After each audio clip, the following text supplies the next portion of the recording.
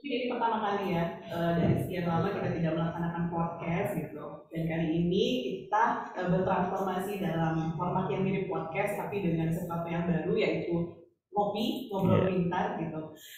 Di sini Knowledge Management memfasilitasi bahwa setiap orang dapat belajar dari seluruh masing-masing pusrinian dapat belajar dari pusrinian yang lainnya. Baik, sebelum kita memulai acara hari ini, karena ini juga berkaitan dengan peningkatan kompetensi kita, mari kita saksikan dulu video Ahmad.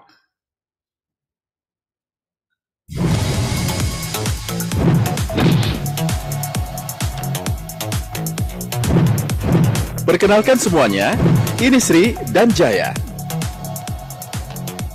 Nama Sri dan Jaya diambil dari penggalan nama perusahaan kita, Sriwijaya. Apakah semua siap untuk menerapkan tata nilai akhlak? Akhlak adalah tata nilai utama seluruh BUMN, termasuk Pusri yang merupakan singkatan dari amanah, kompeten, harmonis, loyal, adaptif, dan kolaboratif. Amanah berarti memegang teguh kepercayaan yang diberikan. Perilaku amanah antara lain: 1. Memenuhi janji dan komitmen. 2. Bertanggung jawab atas tugas, keputusan, dan tindakan yang dilakukan. 3. Berpegang teguh kepada nilai moral dan etika. Kompeten berarti terus belajar dan mengembangkan kapabilitas. Perilaku kompeten antara lain: 1. Meningkatkan kompetensi diri untuk menjawab tantangan yang selalu berubah. 2. Membantu orang lain belajar. 3. Menyelesaikan tugas dengan kualitas terbaik. Ketiga, tata nilai harmonis. Harmonis berarti saling peduli dan menghargai perbedaan. Perilaku harmonis antara lain: 1. Menghargai setiap orang apapun latar belakangnya. 2. Suka menolong orang lain. 3. Membangun lingkungan kerja yang kondusif. Keempat, tata nilai loyal. Loyal berarti berdedikasi dan mengutamakan kepentingan bangsa dan negara. Perilaku loyal antara lain: 1. Menjaga nama baik sesama karyawan, pimpinan, BUMN, dan negara. 2. Rela berkorban untuk mencapai tujuan yang lebih besar. 3. Patuh kepada pimpinan sepanjang tidak bertentangan dengan hukum dan etika. Kelima, tata nilai adaptif. Adaptif berarti terus berinovasi dan antusias dalam menggerakkan ataupun menghadapi perubahan. Perilaku adaptif antara lain: 1. Cepat menyesuaikan diri untuk menjadi lebih baik. 2. Terus-menerus melakukan perbaikan mengikuti perkembangan teknologi. 3. Bertindak proaktif. Keenam, kita bahas mengenai kolaboratif. Sebagai tata nilai terakhir dari akhlak, kolaboratif berarti membangun kerjasama yang sinergi. Perilaku kolaboratif antara lain: 1. Memberi kesempatan kepada berbagai pihak untuk berkontribusi. 2. Terbuka dalam bekerja sama untuk menghasilkan nilai tambah. 3. Menggerakkan pemanfaatan berbagai sumber daya untuk tujuan bersama. Dengan akhlak, kita akan mampu mencapai visi menjadi perusahaan agroindustri unggul di Asia melalui misi: 1. Menyediakan produk dan solusi agribisnis yang terintegrasi. 2. Memberikan nilai tambah kepada stakeholders secara berkelanjutan. 3. Mendukung pencapaian kemandirian pangan dan kemakmuran negeri. Let's grow Pusri. Dengan akhlak, bersama kita menjadi perusahaan agroindustri unggul di Asia.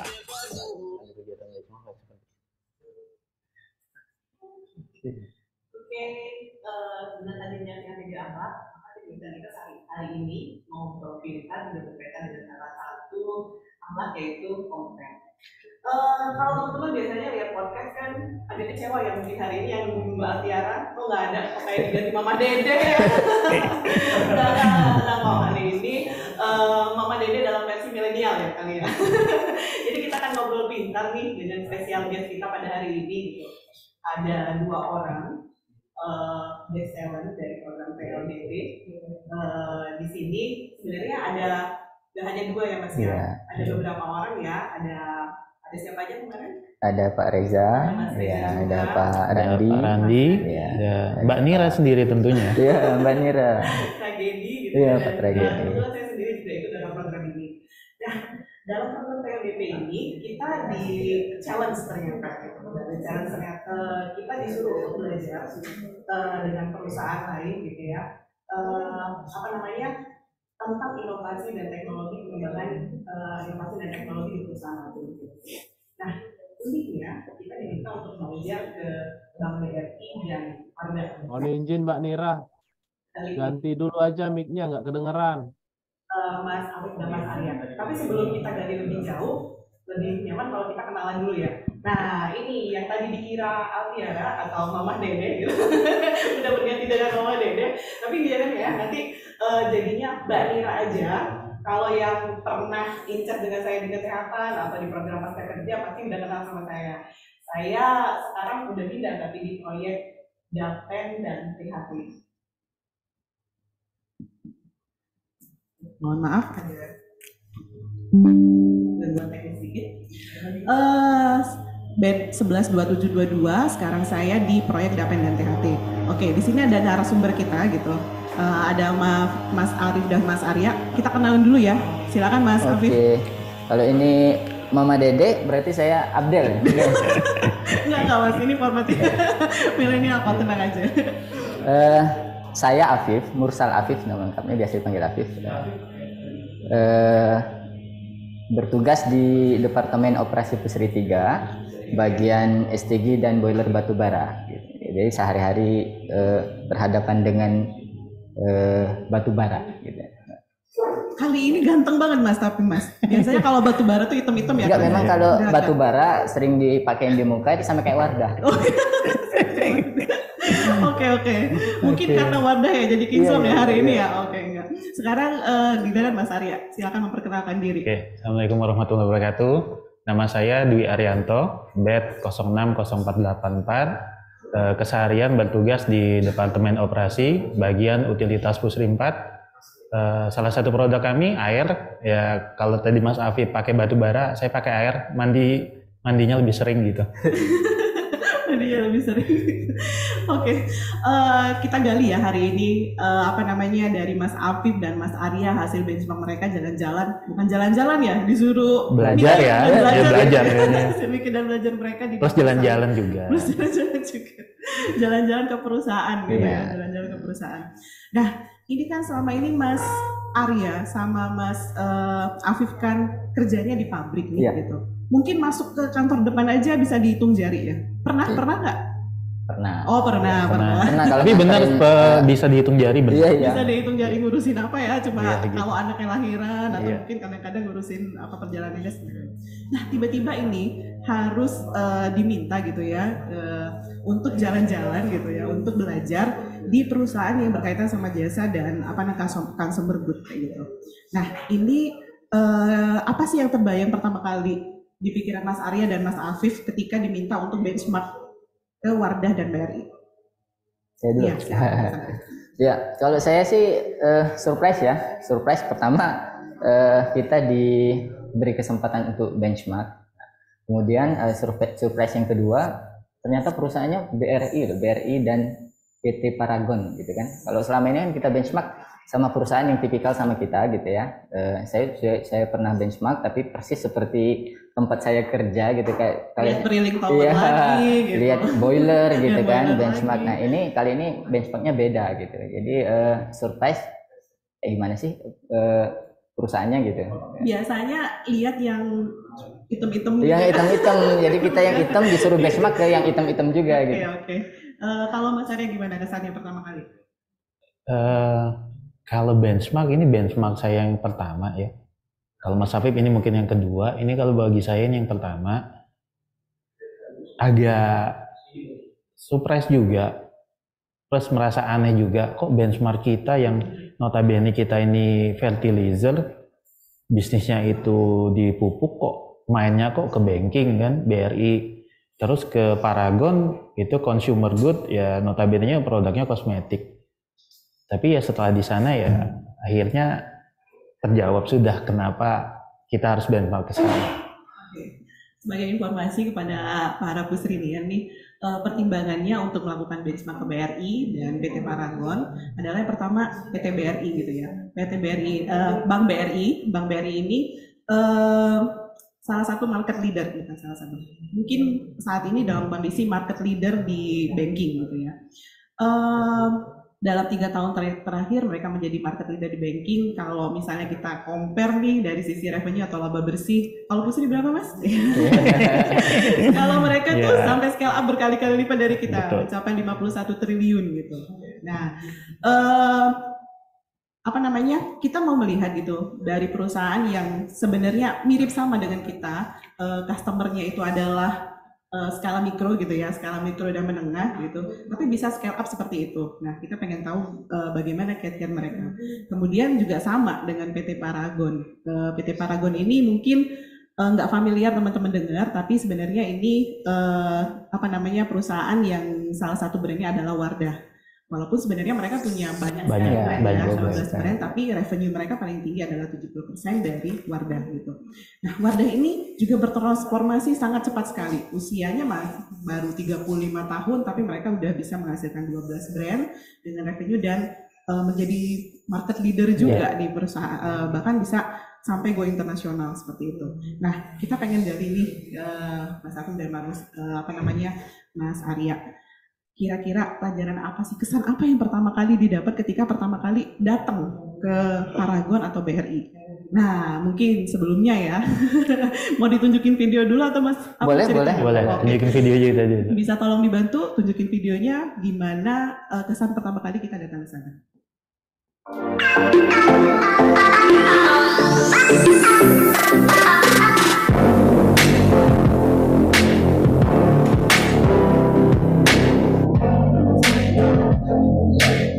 Jadi Paragon kita kesan pertama ke Paragon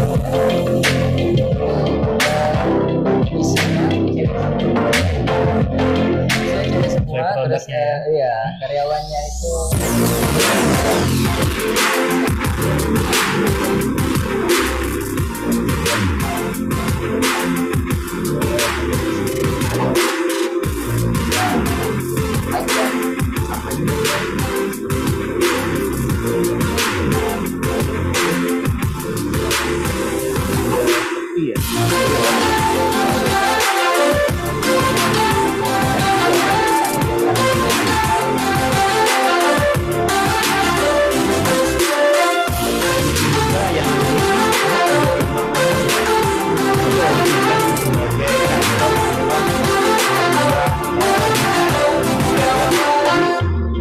langsung jadi kantor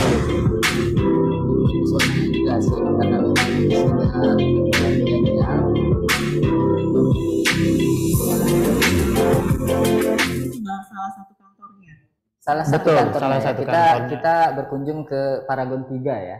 Ada Paragon 1 dan Paragon 2 yang mirip ya, relatif mirip seperti ini suasananya. Iya, di situ ada salah satu rumah ini ya, Ibu Dian Kubahmas yang mereka beli juga ya. Mereka beli. Jadi dalam 35 tahun mereka mengakuisisi dari yang tadinya perusahaan rumahan gitu ya, kemudian nambah sampai akhirnya jadi satu kawasan jadi milik mereka semua ya. Hampir satu kawasan menjadi milik mereka semua. Oke, next bisa dibantu untuk video selanjutnya. Video satunya BRI berarti ya? Iya. Iya. Saya suka BRI kan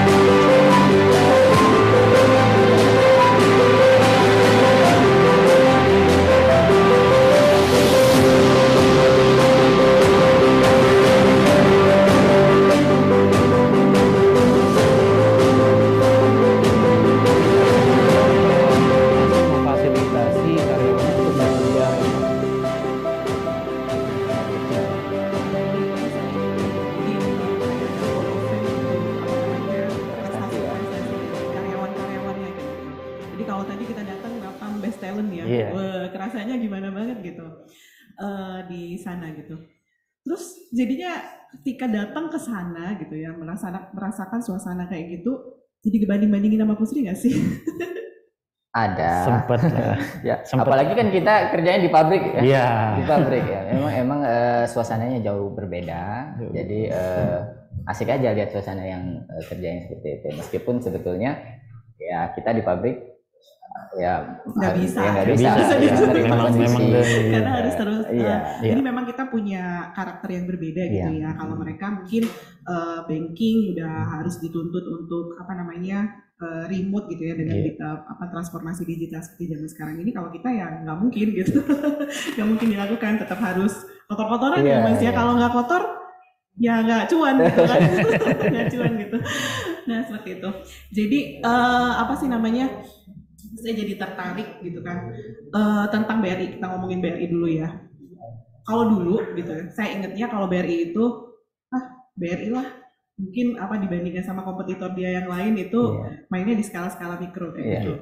Adanya jadi kalau saya mau buka tabungan lebih prestis di bank lain dibandingkan dengan BRI gitu. Karena itu ya udahlah untuk skala menengah ke bawah gitu ya. Tapi hebatnya mereka bisa dari dari market yang segmen mikro gitu ya, mereka bisa menghasilkan cuan yang lumayan gitu. Mereka pintar. Nah kira-kira kiat apa sih yang mereka terapkan gitu sehingga mereka bisa bertransformasi sampai sejauh itu?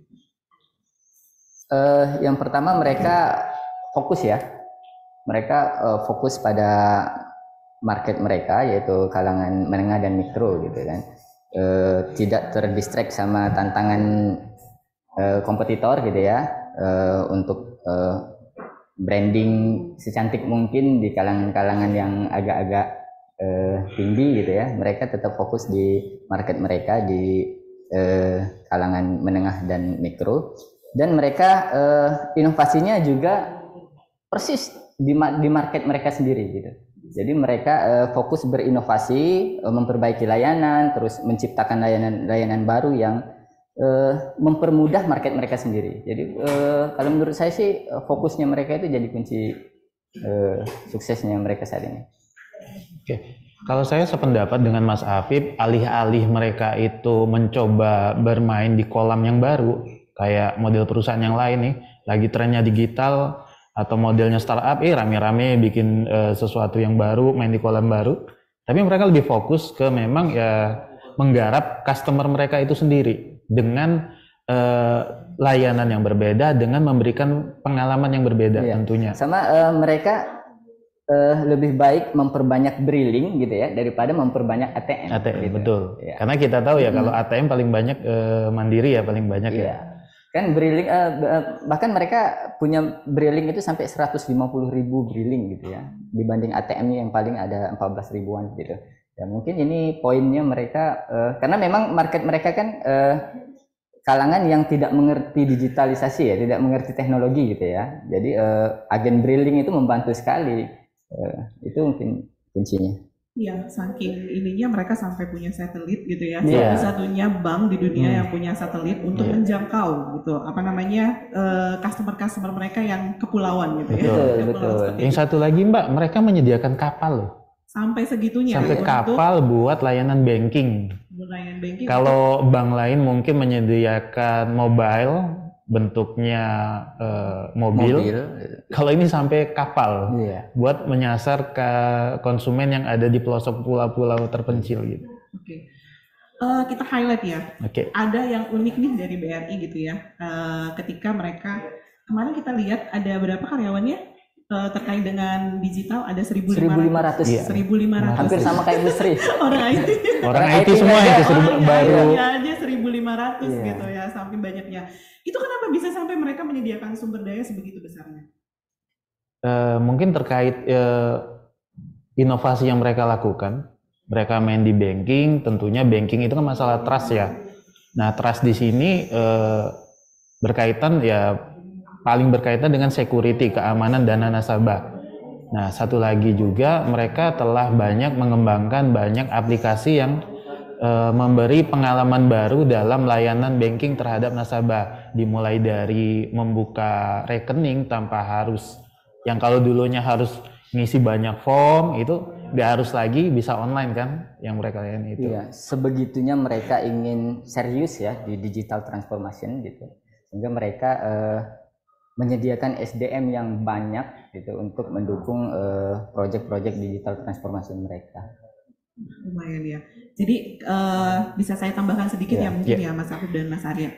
Kalau kemarin kita lihat ya, pertama kali yang pasti kita lihat adalah visi dan misi perusahaannya gitu. Nah uniknya di BRI ini di roadmap 2025-nya bahkan dari 2020 gitu ya, mereka fokus pada 3. Jadi untuk mencapai nih visinya itu mereka menjadi the most valuable banking group in Southeast Asia. Sama sih kayak kita ya. Asia Tenggara juga Asia gitu. Tenggara. Tapi beda banget ya. Mereka 51 triliun, kita 3 triliun, mudah-mudahan insya Allah nyampe. Amin. Gitu. Nah, untuk mencapai visi itu, mereka mentargetkan 3 hal. Yang pertama itu adalah home to the best talent. Nah, jadi mereka bahkan home to the best talent itu mereka menargetkan bahwa BRI itu nanti di tahun 2025 itu adalah 5 perusahaan yang paling diinginkan untuk bekerja di Indonesia kayak gitu. Jadi mungkin dalam hati jangan-jangan kita tetap setia, Pusri ya, gitu. Kemudian makanya mereka mentransformasi sebegitunya, menyediakan lingkungan kerja yang cozy gitu, terus kemudian membangun workpool gitu ya untuk mengembangkan SDM. Kemudian yang kedua adalah digital first DNA. Jadi 99% proses di BRI itu sudah terdigitalisasi kayak gitu. Nah, cukup menarik Mas, kemarin saya lihat gitu ya. Mereka banking gitu ya. Tapi mereka bisa merambah hal-hal yang lain. Contoh inovasinya adalah ketika mereka menawarkan gitu ya, kalau mau payroll di Pusri mau payroll nih gitu ya di Bank BRI gitu. Kami akan menyediakan platform loh untuk absennya, cutinya, remunerasinya gitu. Padahal sebenarnya itu bukan core mereka kan kayak gitu. Betul. Nah, hal-hal yang seperti itu yang mereka kembangkan yang untuk menggait customer-customernya gitu. Nah, mungkin itu bisa juga ditiru sama Pusri. Jadi nggak harus berkaitan sama produk-produknya gitu, betul. tapi bisa berkaitan sama value-value yang lain yang untuk bisa menggait customer kita kan kayak gitu. Kemudian adalah agile and entrepreneurial mindset. Nah, 3 hal itu yang menjadi kunci utama mereka untuk mencapai target mereka atau visi mereka di 2025 sebagai bank yang terbesar marketnya di Southeast Asia kayak gitu.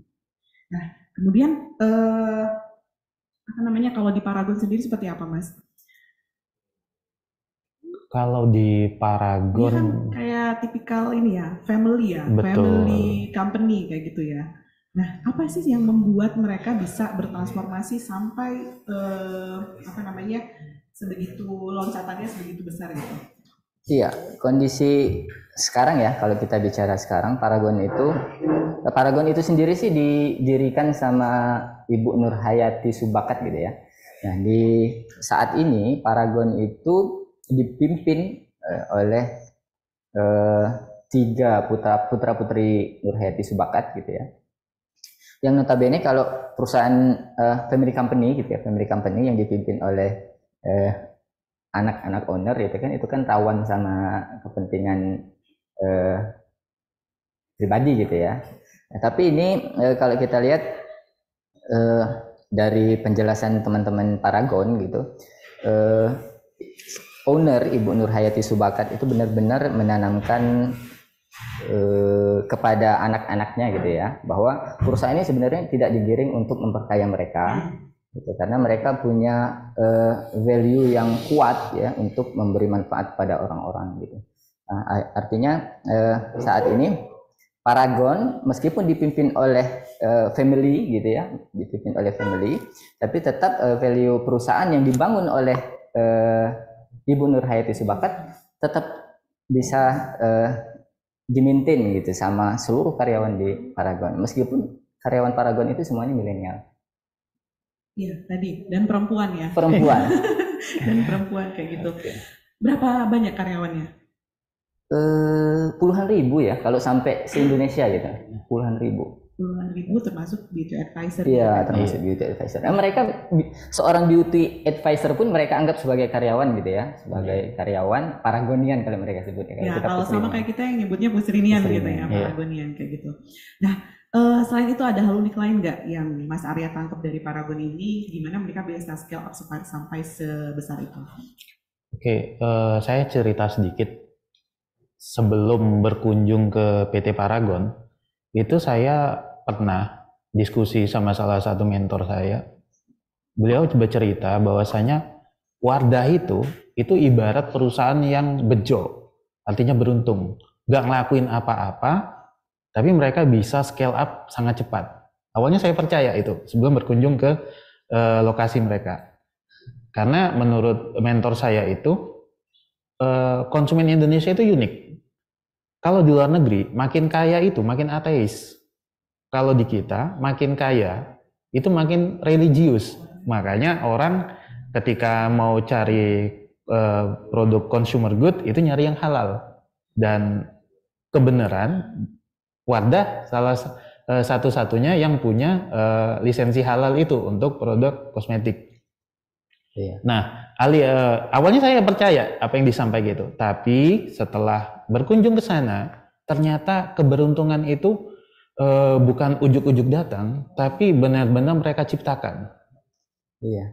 Ada satu yang unik nih, Mbak Nira dari Paragon ya. Paragon itu punya 7 misi ya, misi perusahaannya. Mereka meletakkan developing business itu di poin ke-7. Wow, jadi 6 poin lagi apa? Yang pertama mereka jadikan misi itu di poin pertama adalah developing Paragonian. Jadi mereka membangun Paragonian itu sendiri yang jadi misi mereka. Nah, ini mungkin menarik ya, karena perusahaan swasta, perusahaan pribadi ya milik keluarga itu masih mikirin Paragonian atau karyawannya. Gitu. Yeah. Talent-talentnya mereka ya. Yang unik satu lagi. Ketika kita tanya bagaimana ketika talent mereka yang sudah mereka kembangkan, mereka sekolahkan, tiba-tiba resign, berpindah ke tempat lain, buat mereka itu nggak masalah. Toh mereka sudah berbuat sesuatu untuk mengembangkan orang lain. Dan mereka percaya suatu saat ada feedback yang bakal mereka terima dari apa yang telah mereka lakukan. Menurut saya itu ya luar biasa ya. Nah, ini udah mulai sangat antusias nih Mas Afif dan Mas Arya gitu untuk menceritakan bagaimana Paragon mengembangkan ininya bisnisnya kayak gitu. Saya masih penasaran Mas Afif. Itu yang pertama adalah pengembangan bisnis itu adalah poin ke-7 ya. Betul. Jadi prioritas mereka dalam pengembangan bisnisnya kayak gitu. Itu nomor 1 tadi mengembangkan Paragonian. Apa sih yang lainnya gitu? Yang kedua itu kalau nggak salah creating a goodness for customer. Okay. Membawa kebaikan setelah Paragonian, setelah Paragonian, fokusnya adalah ke customer. Memberi kebermanfaatan kepada customer. Ya. Terus yang ketiga mereka ada misi continuous improvement. Ya. Jadi mereka secara continue melakukan improvement untuk mendukung bisnis mereka. Ya, yang ketiga adalah inovasi ya. Iya, inovasi. Kemudian apa lagi? Yang keempat grow together. Jadi mereka tumbuhnya bareng gitu. Nggak hanya owner yang tumbuh ya harta kayaknya. Nggak hanya owner yang tumbuh. Menarik ya. Menarik gitu. Makanya mereka bisa mengajak ya. Betul. Yang tadinya benar-benar family company itu bisa mengajak yang lain untuk berkontribusi juga gitu scale up bisnis. Kemudian apa lagi? Preserve our planet. Nah, gitu kan. Oke. Pusri juga kayak gitu. Iya, buktinya kita dapat proper bisnis, gitu. Benar, bumi dulu baru bisnis. Kemudian yang keenam mereka bicara tentang education dan health ya. Nah, education dan health berarti. Jadi itu fokus utama mereka baru ke bisnis. Baru bisnis. Gitu. Mesti banget ya sih? Mesti banget, apalagi kemarin kan propermas. Oke, itu jadi stick to the point ya Mas ya. Berarti yang pertama itu customer centricnya mereka adalah Paragoniannya, talentnya, kemudian adalah customernya, kemudian inovasinya, mereka juga empathy pada lingkungannya, kemudian kebermanfaatannya untuk tumbuh bersama dengan Paragon gitu. Oh, menarik. Kira-kira Mas ada yang mau ditambahin lagi tentang visi atau misi Paragon? Saya melihat kalau kemarin kan kita sempat diskusi ya, salah satu siapa itu yang mantan orang Astra. Oh iya, saya lupa namanya. Tapi ya itu ternyata beliau rela meninggalkan jabatan yang tinggi di Astra. Kita tahu dong, Astra itu konglomerasi yang sangat gede ya. Kalau mau bicara masalah finansial ya tentunya lebih menjanjikan stay di Astra kan. Tapi kok kenapa sih Pak mau pindah dari Astra kok ke Paragon?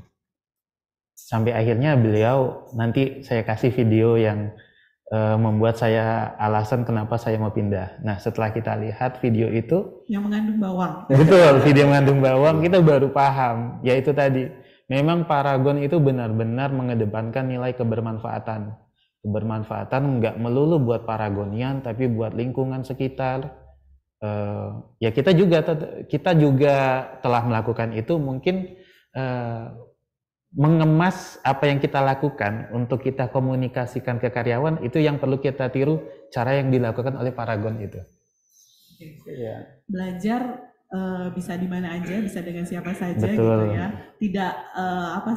Tidak memalukan untuk meniru gitu ya. Betul. Kalau ternyata itu baik untuk dilakukan. Ya. Satu lagi nih Mbak Nira, bicara tentang grow together ya. Grow together kan berkali-kali itu teman-teman Paragonian itu cerita tentang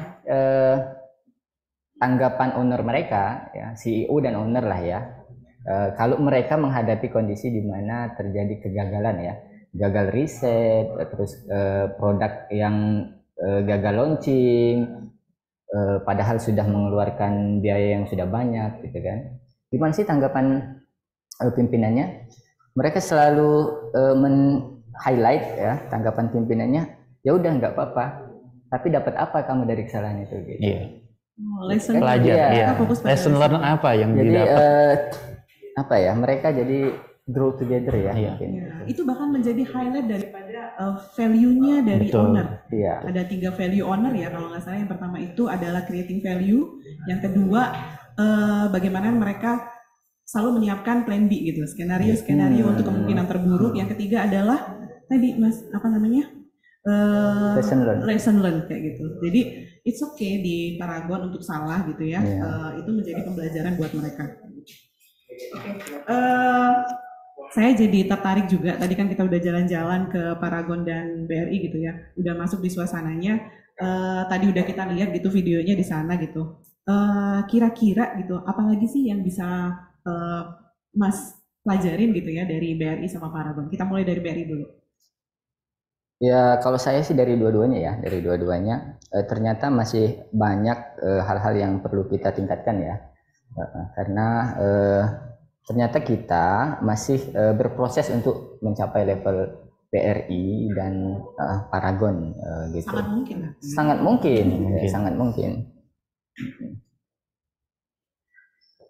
mungkin untuk dilakukan. Tadi kita kan ngelihat lingkungan kerjanya gitu ya, kerjanya gitu kayaknya dinamis banget gitu. Betul. Ya. Kalau di kantor saya tuh banyak tuh tumpukan-tumpukan kertas gitu ya. Sebenarnya kalau saya mau cari dokumen gitu, cari dulu, nanti kalau ditelepon karyawan, ntar ya dokumen 10 tahun lalu di mana kayak gitu. Nah itu kita merasakan atmosfer yang berbeda di perusahaan itu. Nggak ada lagi yang namanya kertas gitu, lingkungannya nggak ada tumpukan kertas lah intinya seperti itu. Nah itu gimana sih lingkungan kerjanya, asik nggak kalau misalnya? Ya kalau saya sih membandingkan dengan lingkungan kerja saya gitu ya, berbeda asik ya. Mereka bahkan bebas milih kerja di mana aja gitu ya. Workspace ya. Iya, workspace. Bahkan dalam satu divisi ada banyak workspace ya. Mereka bebas duduk di mana aja, atau bahkan mereka mau kerja di luar, di bawah, di kafe dan sebagainya, bebas gitu. Jadi mereka diberi keleluasaan, yang penting target pekerjaan mereka selesai. Gitu. Bahkan kita nggak tahu itu benar-benar karyawan atau bukan, atau betul. Gitu. Karena seragamnya nggak pakai seragam. Kok di kafe bawa laptop ngobrol sambil ada yang Zoom gitu ya. Bahkan kalau di Paragon ada yang lagi Zoom di pantry, Mbak. pernah lihat ya? Iya. Zoom lagi. Semuanya bisa jadi tempat Bisa kerja jadi ya buat tempat mereka kerja. di apa namanya di halamannya sambil dengar-dengar suara burung gitu, gemericik-gemericik air sambil Iya. ngopi-ngopi gitu kan. Mm-mm. Iya sih sebenarnya kalau begitu kita lihat suasana cozy yang seperti itu, kita balikin lagi ke pabrik. Nggak mungkin. Nggak mungkin. Di pabrik Kayaknya, iya. Ya bisa digital transformation ya, tapi tetap ya Tetap pabrik kan kita- banyak hal-hal yang Betul. apa namanya yang sangat ini ya rentan kalau seandainya kita tinggalkan seperti itu. Di BRI perusahaan BUMN ya, perusahaan BUMN, mereka udah nggak pakai seragam-seragam gitu, pakai pakaian kasual aja. Kalau di kita sih memang di pabrik tidak memungkinkan ya, karena kita punya standar pakaian tersendiri gitu ya. Itu untuk teman-teman di kantor dan sebagainya. Kalau mereka bilang sih, ini membantu sekali mempersempit gap antara pimpinan dan bawahan, antara kalangan millennials dan baby boomers dan sebagainya gitu. Itu salah satu trik teman-teman BRI untuk menciptakan suasana yang nyaman tadi dalam bekerja. Iya. Mereka tetap pakai seragam tapi di hari Senin ya. Hari Senin tetap mereka pakai seragam, uniform kayak kita kayak gini. Tapi Selasa sampai Jumat mereka membebaskan ya. Tapi tetap ada aturan yang enggak, ya bebas pantas. Dan ternyata setelah mereka melakukan pengukuran perubahan seragam kerja ini, itu ada peningkatan produktivitas. Kenapa tuh bisa sampai seperti itu? Ya mungkin karena seperti suasananya kerja itu jadi lebih nyaman, ide-ide kreatif itu muncul tanpa kita, ketika kita nyaman, ide itu akan lebih, ide-ide yang brilian itu akan lebih mudah muncul tentunya. Terutama gap antara pimpinan dan atasan. Ya, pada saat memakai seragam mereka bilang agak segan nih gitu, betul. atasan gitu, karena mereka udah mulai bisa bekerja di mana saja, kemudian menggunakan baju yang apa namanya bebas gitu ya, bebas pantas, akhirnya mereka tidak segan lagi untuk mengungkapkan ide dan sebagainya gitu. Oke, mungkin apa namanya dari obrolan kita pagi ini ada teman-teman yang mau bertanya atau berkomentar, silakan. Kami persilahkan, silakan apa namanya drop your comment or any question di apa namanya di message Zoom ya. Kemudian kita lanjut ngobrol-ngobrol lagi Mas. Apa namanya terkait dengan inovasi gitu ya, inovasi. Nah, karena tadi kan dua perusahaan itu stick pada inovasinya gitu ya.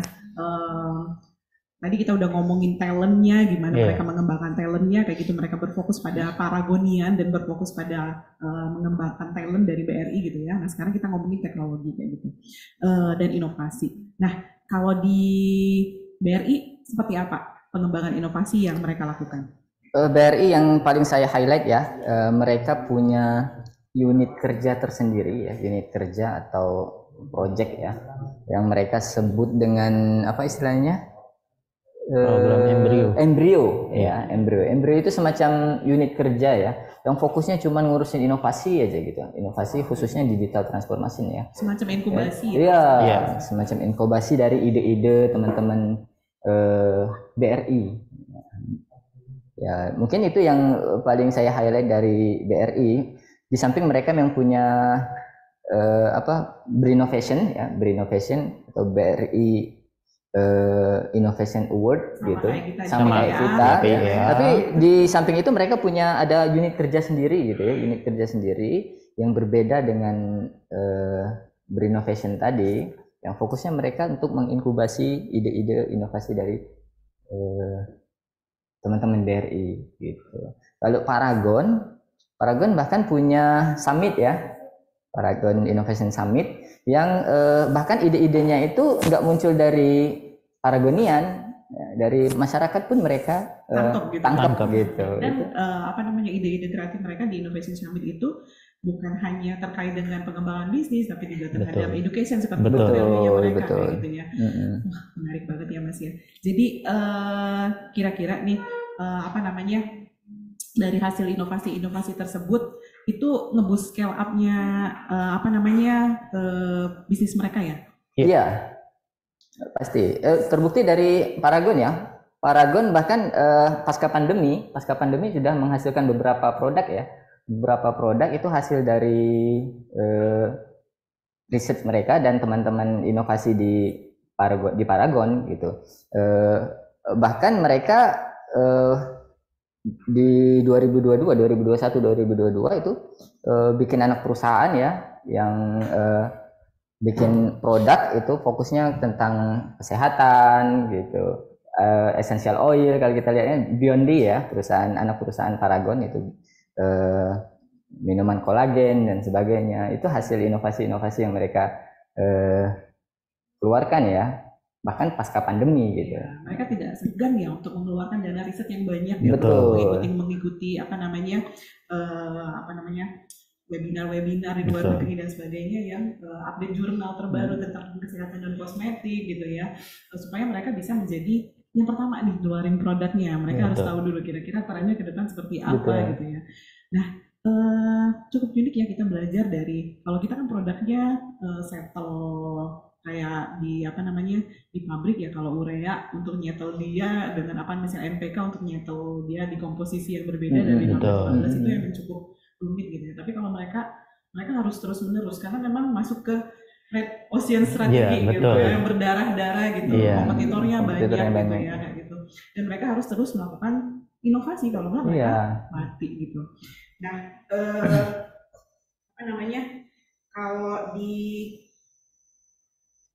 saya tuh meng-highlight satu hal juga Mas kemarin pas kita jalan-jalan ke perusahaan itu gitu ya, Benchmark itu mereka merubah strukturnya. Paragon itu merubah struktur organisasinya yang tadinya adalah structure based gitu ya, yang tadinya pakai struktural gitu kan, ada atasan, ada bawahan dan sebagainya, itu menjadi cross functional. Jadi mereka tuh melihat bahwa sebenarnya dari frontline mereka gitu, dari beauty advisor itu semua punya semua punya ide brilian gitu ya. Makanya nggak mungkin kalau misalnya satu orang itu berinovasi hanya dalam satu divisi gitu. Tapi mereka harus cross functional. Jadi saya sebenarnya sama Mas Afif bisa berkolaborasi karena saya punya ilmu terkait dengan manajemen gitu. Karena Mas Afif punya itu. Nah, itu lebih efektif di mereka dibandingkan dengan structure based kayak gitu. Nah, mungkin Putri juga bisa ini ya dalam melakukan inovasi, bisa meniru seperti itu. Oke, dari semua hal-hal tersebut pelajaran apa lagi sih yang bisa ditangkap dari mereka? Iya, saya yakin kita ke depan bisa bertransformasi ke sana ya. Saya mungkin punya kesempatan untuk menyalurkan ide-ide di bidang lain dan terfasilitasi di sini di Pusri gitu. Ya, berkaca dari Paragon ternyata itu efektif sekali ya mendorong performa perusahaannya untuk menghasilkan inovasi-inovasi yang semakin baik gitu. Terbukti lah dari apa yang dicapai oleh Paragon ya, metode itu berhasil. Oke. Dua-duanya mengutamakan konsep design thinking ya. Betul. Dalam menciptakan inovasi. Jadi yang pertama mereka dengar itu adalah customer-nya gitu. Empathize-nya. Mereka nggak akan berhenti. Jadi sebenarnya bukan mereka mengada-ngada untuk melakukan inovasi, tapi berdasarkan kebutuhan dari customer-nya gitu. Ini yang menarik nih, Semuanya menarik ya kayaknya. Paragon terinspirasi banget ya Mas. Paragon punya produk cup itu ya. Oh, yang baru. Itu cerita-cerita dari teman-teman Paragon itu ternyata hasil riset mereka itu masuk ke kajian di masjid-masjid gitu. Ketemu jadi pola promosinya sekaligus riset pasarnya itu masuk lewat pengajian baik itu di masjid gitu, atau di kampus-kampus gitu. Terus sambil ngobrol-ngobrol nanya, kamu maunya apa sih gitu kan. Ada yang bilang saya pakai Wardah gitu. Ada itu cowok-cowok pakai Wardah gitu kan. Mas Safi pakai Wardah? Enggak. Enggak apa-apa Mas. Oh iya. Ngaku aja. Saya sih agak crystalline. Iya itu. Jadi maunya apa sih teman-teman di pengajian gitu ya. Teman-teman di pengajian ternyata kok nggak ada gitu produk halal untuk kosmetik khusus untuk cowok gitu. Dari situ kan mereka berinovasi ya, berinovasi. Karena selama ini mereka nggak dengar 80%-nya cewek, Mas. Iya. Kalau cewek itu mikirin dia lagi, mikirin dia Jadi lagi. kalau mau dibilang masalahmu adalah peluang cuanku gitu kan. Iya, peluang cuan, masalahnya ternyata peluang cuan ya Iya. gitu. Begitu mereka launching di produk Kaf, iya rame Iya, banget yang iya. beli gitu ya. Ternyata pas mereka, karena mereka nggak punya kompetitor gitu yang apa namanya terkait dengan produk Kaf ini. Ini apa namanya waktu yang sangat baik banget mereka Betul. meluncurkan produk-produk itu gitu ya. Kali kalau ini Biore mainnya di Cuma apa pembersih namanya, aja pembersih ya. aja. Tapi ya kalau masuk di apa namanya kayak semacam pameran dan segala macam itu produk jarang kan adanya Betul. di apa namanya minimarket yang seperti itu ya. Nah itu laris manis tuh kata mereka seperti itu. Nah hal-hal yang seperti itu yang sebenarnya sering kita coba tangkap. Jadi mendengarkan ya, mendengarkan empathize dan empathize seperti itu. Oke. Mungkin ada pertanyaan? Mas Afif? Belum. Oh, Oke. sebentar. Oke, boleh dibacain, Mbak.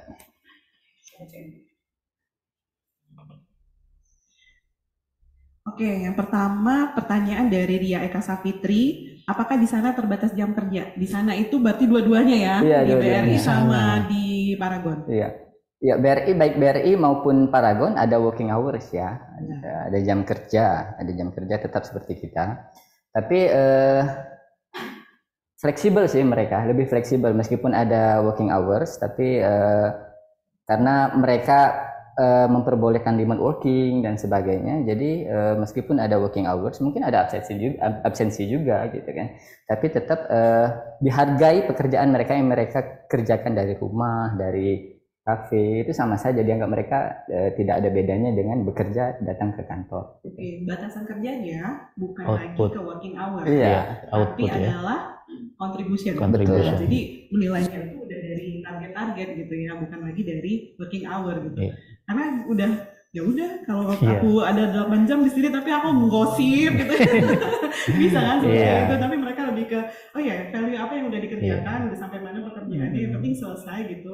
Kalau ya soalnya kan mereka di lokasinya di Jakarta ya Mas ya. Betul. Kalau misalnya 1,5 jam itu habis gitu untuk transportasi pergi dan transportasi pulang gitu ya, lebih baik mereka manfaatkan untuk bersama keluarga.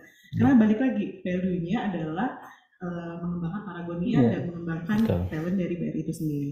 Oke. Dan yang untuk tambahan untuk yang divisi IT kalau nggak salah ada shift juga ya. Ada Iya, dua shift ya. iya. Jadi Nah, itu dia. menarik ya, menarik lagi. 1.500-nya berasa di pabrik. Lighting ini ruangannya. Berasa di pabrik gitu. Ada ya tetap ya ibaratnya tuh Wawancaranya kurang lighting. di apa namanya yang di kantor bisa ya Iya. seperti Iya. itu ya selama itu tidak mengganggu core bisnisnya mereka. Betul. gitu ya. Tapi untuk hal-hal yang sifatnya tetap harus di-maintain gitu kayak di Iya. pabrik gitu ya Iya. tetap harus Iya. dilakukan shift juga. Sama BRI juga ada shift gitu ya. Iya. Di comment center mereka nggak boleh Betul. harus ada operator gitu, sama seperti kita. Sayangnya nih Bu Sridian kita kemarin nggak bisa foto-foto Iya, gitu karena ya. daerah terbatas ya termasuk ya. Iya, Security-nya terbatas, tinggi. Security-nya tinggi. Jadi kemarin kita diperbolehkan masuk di BRI. Belum ada, Bu. Jam Comment Mereka center. gitu, bagaimana mereka ini kan mereka punya ATM banyak gitu ya, ribuan, punya briling banyak gitu. Kemudian bagaimana mereka menciptakan security supaya nanti ATM di sini mati kepantau. Astagfirullah. Mati Betul. kepantau 24 jam. Itu sama kayak di pabrik. Persis mereka- sama. Monitornya gede gitu monitor banyak. gede-gede, Harus diamatin terus ya. diamatin secara 24 jam gitu ya. Kalau mau ke toilet aja harus izin ya, sama Iya, kan? sama. Control panelnya kita. Jadi ya apa yang kita ceritakan disclaimer lagi gitu ya, itu berdasarkan cerita mereka, apa yang kita lihat sesaat gitu. Jadi Betul. kita ngamatinnya hanya Pas kunjungan aja ya, gitu. pas kunjungan satu Iya, dan- beberapa jam gitu ya, setengah Iya. hari. Ya mudah-mudahan apa yang mereka sampaikan itu memang memang mereka laksanakan Iya, ya, real bukan, ya. bukan cerita-cerita aja dongeng. Tapi kalau misalnya lihat dari hasil yang mereka kerjakan ya apa yang mereka kerjakan Iya. ternyata memang Bukan sekedar lip service ya. bukan sekedar lip service ya seperti itu. Gitu. Nah, Oke, Mbak Rizka, ada pertanyaan lagi terkait dengan materi podcast kita hari ini? Oh tidak, kita lanjutkan lagi ya. Ya. Kemudian saya pengen highlight lagi nih terkait dengan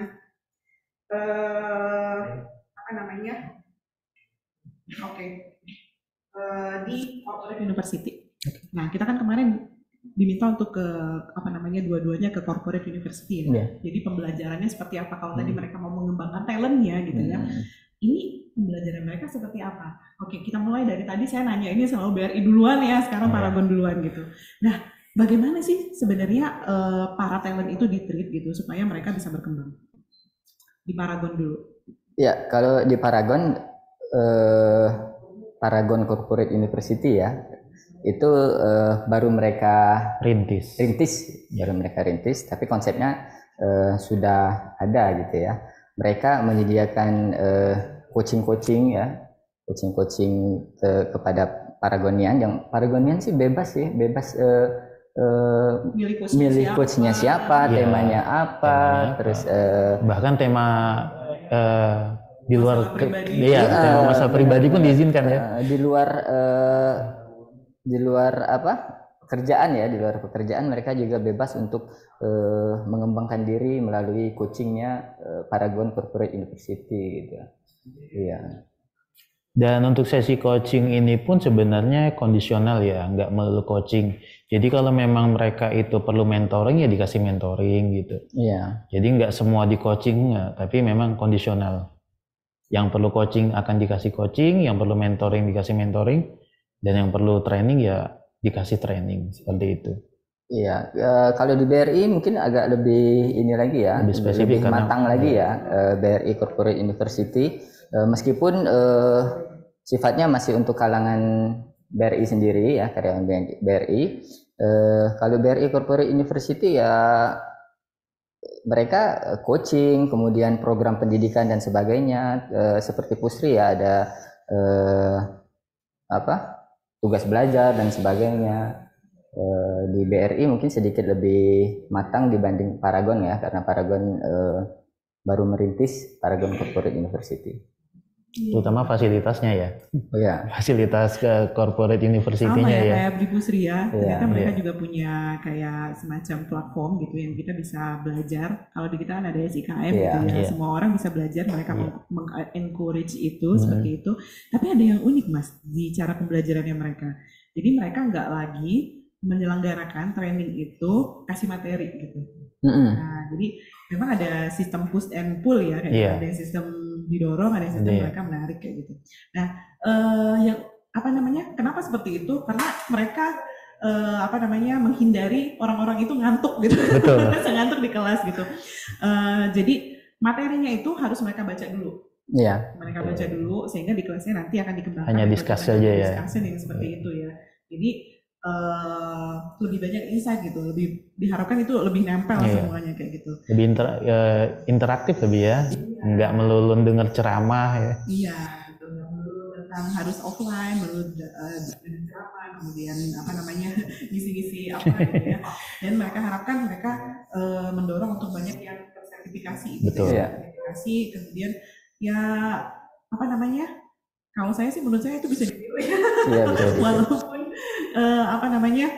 jadi pembelajaran kita bisa lebih lengket gitu ya. Kemudian mereka juga bekerja sama, nggak hanya menyediakan platform di ini, mereka juga kayak semacam bekerja sama dengan kursus-kursus online kayak gitu kayak Coursera atau segala macamnya seperti itu untuk memfasilitasi pembelajaran yang di luar kompetensi. Iya. Ya, mungkin di BRI agak lebih besar tantangannya ya, karena kan BRI karyawannya yang pertama banyak gitu, ratusan ribu tersebar di seluruh Indonesia, dan BRI Korpu harus bisa menjangkau itu gitu kan. Jadi mereka sepertinya platformnya sudah cukup matang ya untuk bisa diakses oleh seluruh karyawan se-Indonesia gitu. Coach-coachnya pun dari kalangan BRI sendiri banyak dan tersertifikasi gitu.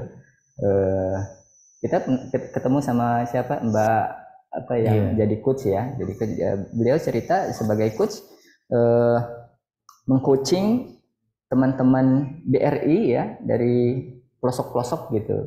Dan itu di BRI Corporate University sudah terlaksana dengan baik gitu. Di coaching-coachingnya seperti itu. Okay. Kira-kira dari coachingnya itu banyakan curhatnya atau banyak? Mereka terbuka. Ada ya? juga terbuka, Mereka, iya. mereka terbuka. Coachingnya, Bahkan dia sempat cerita ada yang curhat masalah kucingnya juga. iya. Iya. Kucingnya boleh diceritain juga. Iya. Kalau misalnya ternyata itu mempengaruhi kehidupan Betul. dia. Dan itu dianggap mempengaruhi karena kondisi Mental ya. mental pribadinya agak terganggu dengan Benar, Mas. Saya pernah ngalamin. Jadi di suatu pekan inovasi gitu ya. Ini tim saya gitu. Kucingnya sakit gitu. gitu. Besoknya dia nggak mau makan. Iya. Dia nggak mau makan, terus kepikiran lagi jalan-jalan, terus kepikiran lagi mau Iya. pulang segala macam hanya gara-gara Karena kucingnya, Tapi iya. setiap orang punya Problem ini yang sendiri. berbeda, value yang Iya. berbeda-beda, punya priority yang berbeda-beda betul. seperti itu. Oke, sebelum kita lanjut ke diskusi hal yang lain gitu ya, dari kunjungan kita kemarin gitu, yang paling sangat berkesan di Mas Arya sama Mas Afif apa? Tentang nilai ketuhanan dan nilai kebermanfaatan yang ditanamkan ke seluruh karyawan Paragon. Jadi di situ karyawan benar-benar ditanamkan bahwasanya bekerja itu bagian dari ibadah dan itu benar-benar terinternalisasi ke dalam diri pribadi setiap Paragonian. Karena Paragon ya identiknya dengan halal gitu. Sebenarnya karyawannya Islam semua ya, Muslim. Ada juga yang non muslim ada. Ada yang non Muslim. Jadi mereka juga sebenarnya Tetap, iya, terbuka. Walaupun memusuhkan konsep halal gitu ya. Tapi ternyata ada yang menarik juga sebenarnya. Dari halal itu, tadinya kan karena segmentin mereka dalam mengejar untuk yang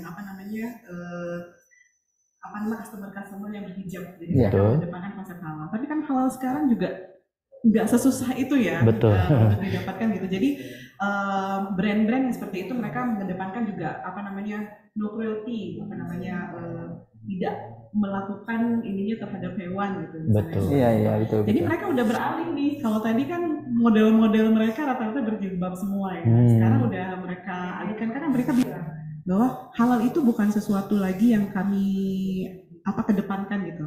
Kami tetap akan melakukan udah core gitu ya. Iya. Core, tapi kompetitor yang lain itu ya bisa juga menciptakan produk-produk halal. Maka kami harus menciptakan hal-hal yang lainnya kayak gitu.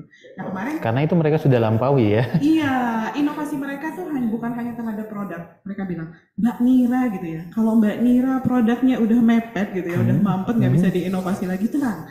Ada hal lain gitu yang bisa dilakukan inovasi itu baik dari sisi prosesnya, mengembangkan brand baru atau sebagainya dan sebagainya kayak gitu. Nah, jadi masukan juga nih buat saya, jangan terpaku pada satu hal, kita juga bisa bisa melakukan inovasi di hal lain. Terbukti di BRI ya. Iya.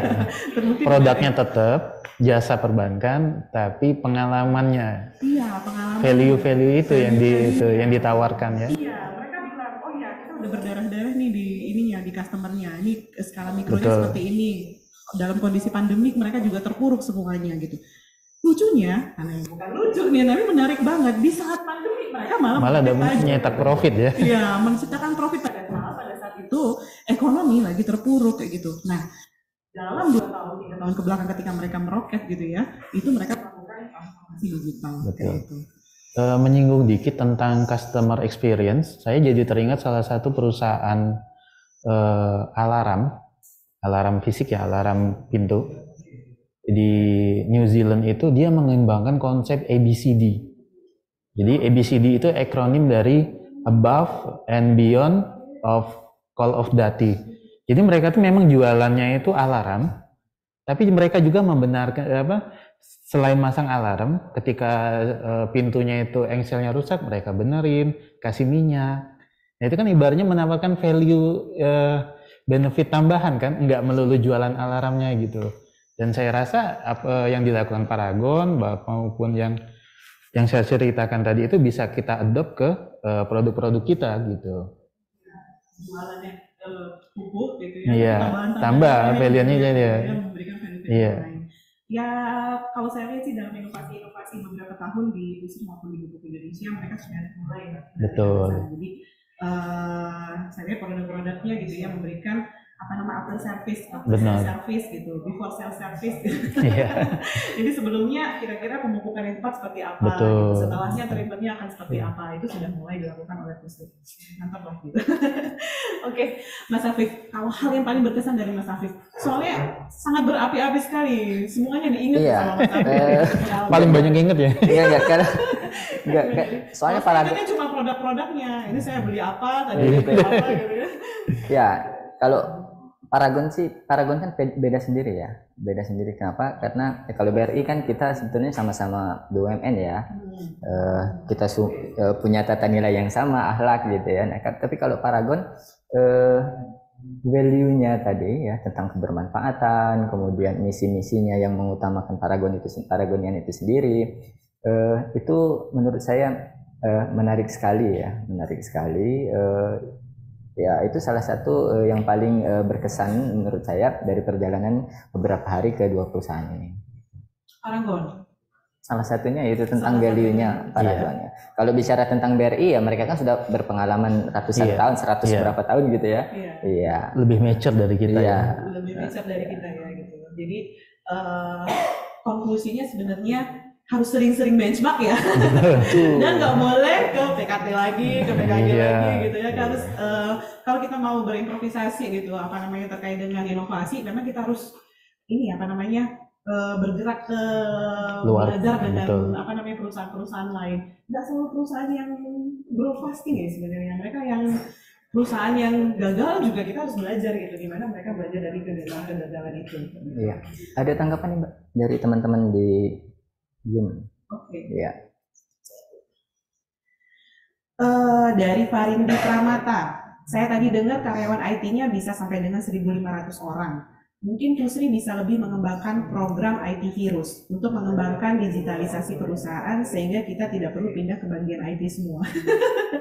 Jadi nangkepnya itu seperti itu. Jadi mungkin ini bukan pertanyaan, kita juga nggak bisa jawab gitu ya, karena nanti ini terkait dengan strategi perusahaan gitu ya. IT kita juga berkaitan sama PI gitu ya. Tapi kita kan ada program juga Mbak yang dari PI, ada Digitalent ya. Di Digitalent itu kan kita dikasih ada yang kursus gratis ya. Baik yang dari yang dari Pijar Mahir ya. Itu harus dimanfaatin banget. Iya, itu bisa sangat memudahkan kita sih kalau mau belajar. Iya. Jadi pelajaran juga dari BRI dan dari Paragon kemarin, sebenarnya pembelajaran itu nggak mesti harus difasilitasi. Betul. Karena platform sekarang banyak gitu, kita juga bisa belajar secara mandiri. Ya talent mereka rata-rata sebenarnya banyak kan yang belajar pembelajar mandiri ya kayak gitu ya. Pembelajar mandiri mereka juga membagikan ada dua hal, mereka belajar dan mereka sharing. Nah, mereka bersedia mengajarkan kembali apa yang mereka dapat. Ini digiatkan kayak gitu supaya kita terus bisa berkembang dan kompeten seperti itu. Oke, ada lagi? Ada lagi? Mungkin bisa langsung dijawab sama Mbak Nira. Oke, dari admin PSP nih. Terima kasih insight-nya. Saya yakin nggak semuanya lebih bagus dari kita. Ada hal-hal yang lebih baik Pusri dari mereka. Mbak Nira, ada materi komparasi nggak kelebihan kekurangan antara kita dan mereka biar lebih fair kayak gitu? Komparasi kalau matrik ya kita belum nyiapin. Jadi kemarin kita memang fokus di pembelajaran insight apa aja yang baik-baik yang bisa kita terapkan kayak gitu. Kalau dibandingkan sama mereka sih sebenarnya yang pasti kita lebih agile ya. Betul. Lebih agile gitu dengan keterbatasan dengan keterbatasan kita nggak keterbatasan juga sih sebenarnya di Pusri udah banyak banget channelnya gitu ya. Tinggal kita bagaimana kita memanfaatkannya. Tapi memang perusahaan yang bagus itu tidak berhenti untuk melakukan inovasi atau perbaikan kayak gitu. Jadi harapannya yang baik ya sama di mana-mana juga yang baik kita coba pelajarin gitu, kita coba terapkan. Tidak semuanya yang baik dari mereka juga bisa kita terapkan kayak gitu karena kita memiliki culture-nya mungkin akhlaknya sama ya, tapi core bisnis kita berbeda gitu. Karena core bisnis kita berbeda, kita juga pasti punya target atau strategis yang berbeda, strategik yang berbeda. Ada lagi yang mau ditambahin kira-kira komparasinya kita? Ya, kalau saya sih memang tidak selalu mereka lebih baik dari Pusri ya. Ada beberapa yang Pusri sendiri sudah bisa mencapai level itu gitu ya. Seperti BRI Korpu dan sebagainya. Saya yakin tim-tim diklat kita juga sudah arahnya sudah sama dengan mereka gitu. Tinggal penamaannya aja ya. Iya. Corporate University. Program-programnya. Secara buildingnya kita siap ya. Iya. Mereka juga hanya mengelola karyawannya aja sih sebenarnya betul. gitu. Cuma bedanya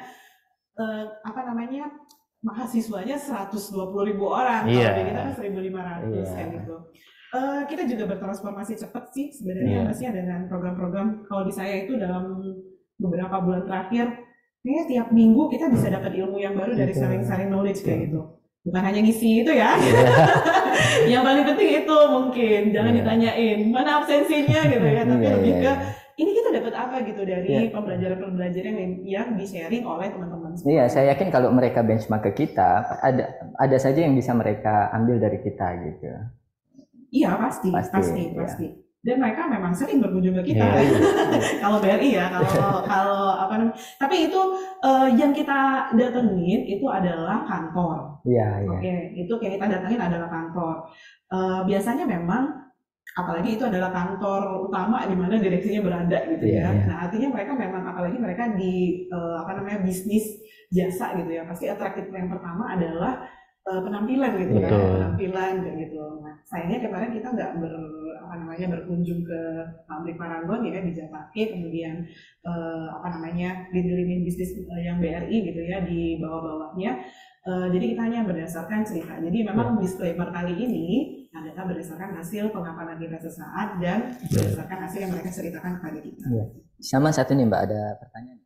Pertanyaan langsung ya. Apa pelajaran yang bisa diambil dari Paragon yang bisa diimplementasikan di lingkungan produksi? Apa? Ya, si coaching tadi.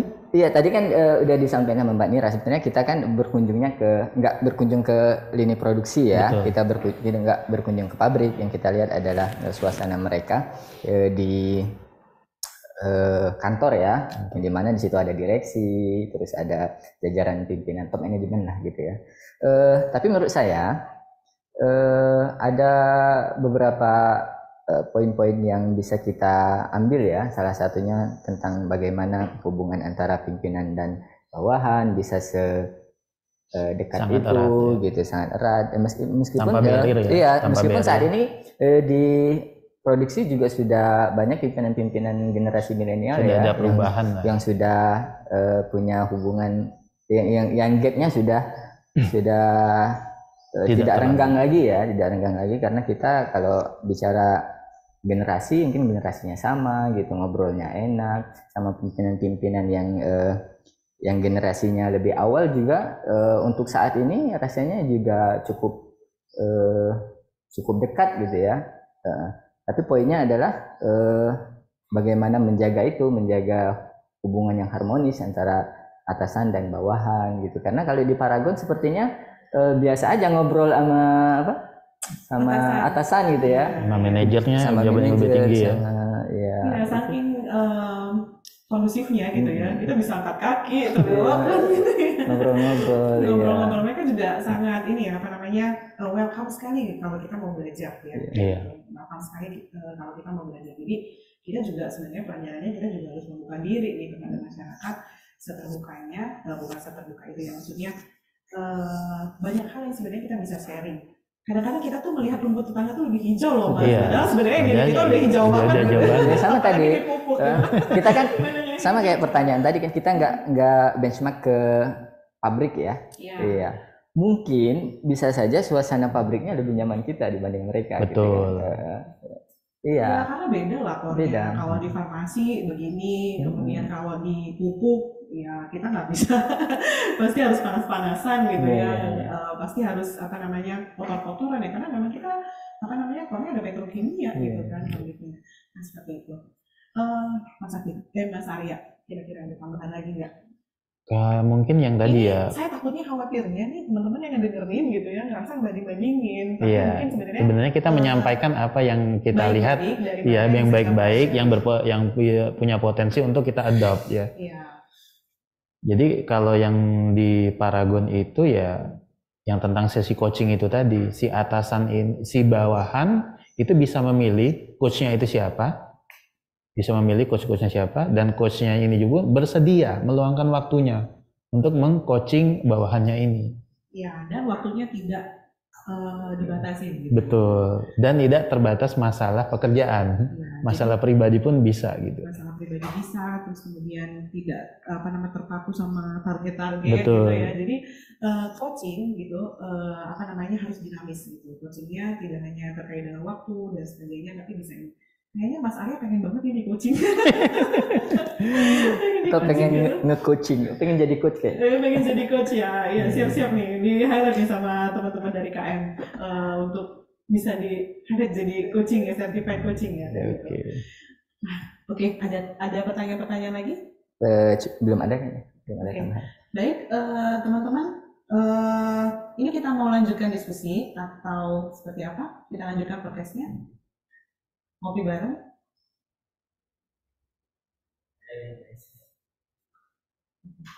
Kita tunggu dulu kalau ada pertanyaan-pertanyaan lagi.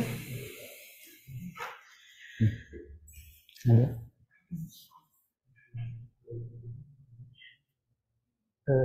Mungkin ada lagi yang ini perlu Oke. di highlight. Apa namanya? Terakhir lah gitu ya. Terakhir. Iya. Terakhir. Udah banyak yang di-share kayak gitu ya. Apa namanya? Jadi kan kalau ini kan kita bicara tentang perkembangan bisnisnya gitu. Sebenarnya apa yang memotivasi mereka di awalnya gitu? Gimana sih? Bisnis itu kan mulainya dari rencana jangka panjang, Betul. rencana jangka pendek gitu ya. Nah, terus tiba-tiba mereka kepikiran untuk men-switch bisnis mereka seperti itu, biasanya ide-idenya dari mana? Apakah dari top to down, apakah dari bawah bottom up, seperti apa? Kalau dari BRI itu kayaknya dari top to down ya. Mungkin kalau nggak salah nangkep disampaikan oleh orang BRI itu, direksinya itu menangkap ada transformasi perubahan bisnis banking itu ke arah digital. Jadi top manajemennya itu mengkomunikasikan secara jelas apa sih yang harus mereka lakukan, dan itu memang benar-benar tersampaikan sampai ke karyawan yang lini paling bawah gitu. Ya, Nah, bahkan direksinya mereka yang BRI sekarang ada yang pindah ke movement ke Betul. menjadi direktur di perusahaan lain yang basisnya adalah di digital banking ya. Betul. Seperti itu, kayak gitu. Dari BRI dapat ilmu, keluar ngembangin jadi kompetitor. Betul. Ya begitu gitu ya, Iya. bisnis gitu ya. Iya. Maksudnya kita tidak perlu takut selama kita bisa culture kita baik gitu. Jadi mereka ada yang sebenarnya mengutip dari Peter Drucker ya, manajemen gitu. Iya. Apa yang membedakan perusahaan satu dengan perusahaan lainnya? Culture. Iya, Jadi betul. kita bisa punya kompetensi yang sama kayak gitu. Yang baru, kompetitor kita ngeluarin hal yang baru, kita juga sama, tapi culture kita yang berbeda itu yang menentukan. Kayak gitu. Jadi mereka semua dari dua perusahaan ini, mereka sangat fokus ya, walaupun BRI sama-sama akhlak gitu ya, tapi metode mereka menyelenggarakan akhlak itu juga inovasinya Betul.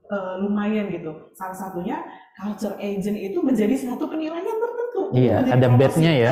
Ada badge-nya lagi. Ada badge sendiri. Jadi di badge-nya. penilaian itu ada badge khusus culture ya. Iya, badge khusus culture. Jadi 3 nih ya, dari prestasinya, kemudian dari eager to learn-nya Iya, gitu ya. sama. Yang ketiga itu adalah sebagai culture agent. Culture agent. Nah, pasti nih kalau dulu awalnya mereka bilang, oh ya kalau mau jadi culture agent itu didorong-dorong. Didorong-dorong. Didorong-dorong. Orang Sekarang yang keburu paling ya. aneh biasanya. Betul. Didorong-dorong. Sekarang mereka berkompetisi ya. Berkompetisi Untuk untuk jadi menjadi culture agent. gitu ya, untuk mengembangkan gimana culture-nya. Jadi yang membedakan antara perusahaan satu dengan perusahaan lain adalah culture-nya kayak gitu.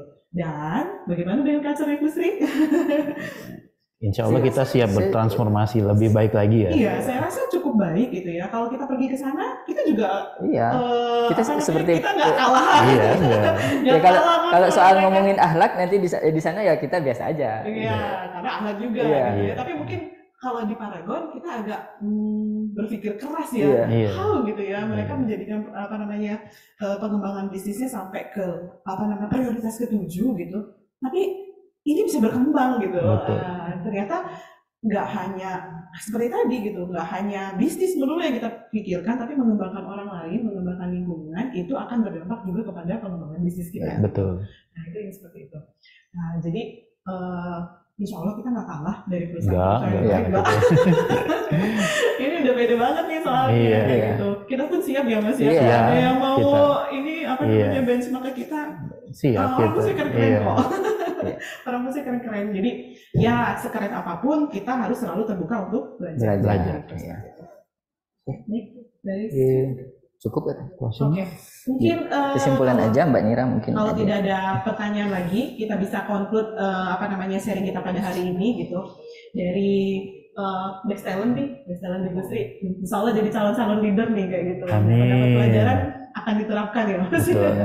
Kemudian dibantu Mas Afif sama Mas Arya, kira-kira konklusi kita pada hari ini?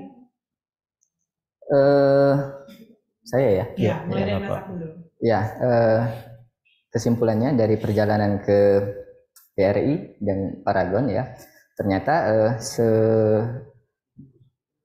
merasa sehebat apapun kita gitu ya, tetap ada saja yang bisa kita pelajari dari tempat lain, dari perusahaan lain gitu. Ternyata setiap perusahaan itu berbeda, tidak selalu sama meskipun sama-sama BUMN, punya core value yang sama dan sebagainya. Artinya kesempatan belajar dengan perusahaan apapun ya, ada saja yang bisa kita petik pelajarannya. Nah, tantangannya ya bagaimana kita bisa pelajaran itu jangan kita serap sendiri gitu ya. Bisa Oke, kita siap, oke. bisa kita share ke teman-teman gitu, insight-insight yang kita dapat bisa kita sebarkan ke teman-teman minimal di lingkungan unit kerja gitu. Baik, kalau dari Mas Arya gimana? Kalau saya, jangan pernah takut terhadap masalah. Ketika itu ada masalah, yakinlah itu adalah peluangmu baik untuk scale up maupun untuk bertumbuh. Itu saja. Oke, kalau dari saya, adain lagi dong benchmarknya. Kita senang nih belajar gitu ya, kemudian sharing dan sebagainya. Oke, baik, Bu Srinian, itu tadi hasil ngobrol-ngobrol kita dengan top talent leaders LDP gitu yang sudah berbagi tentang pengalaman mereka melakukan benchmark ke Bank Rakyat Indonesia, kemudian Paragon. Semoga sharing-sharing kita pada hari ini bermanfaat dan dapat diambil pelajaran dan hikmahnya gitu. Dan satu lagi, kita boleh meng-compare antara Betul. diri kita dengan orang lain, tapi diri kita yang paling utama untuk kita bangun ya, dan Iya. kita kembangkan gitu. Jadi jadikan orang lain itu sebagai pembelajaran untuk kita kembangkan diri kita selanjutnya. Begitu juga dengan itu sendiri. Oke, kita akhiri podcast kita pada hari ini. Terima kasih atas atensinya. Assalamualaikum warahmatullahi wabarakatuh. Sampai ketemu Waalaikumsalam lagi di warahmatullahi wabarakatuh. podcast Salam. Ngopi selanjutnya.